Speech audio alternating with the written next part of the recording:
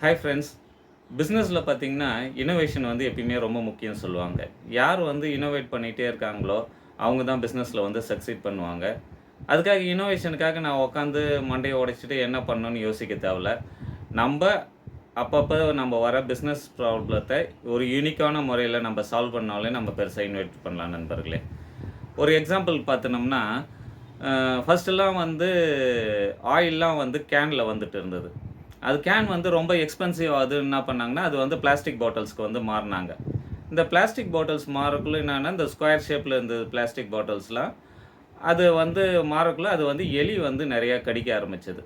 உடனே ஒரு கம்பெனி இத பத்தி யோசிச்சாங்க. இதுக்கு என்ன சொல்யூஷன் கொண்டு வரலான்னு. உடனே என்ன பண்ணாங்கன்னா, அவங்க சிலிண்ட்ரிக்கல் வடிவுல வந்து ஒரு பாட்டில கிரியேட் பண்ணாங்க.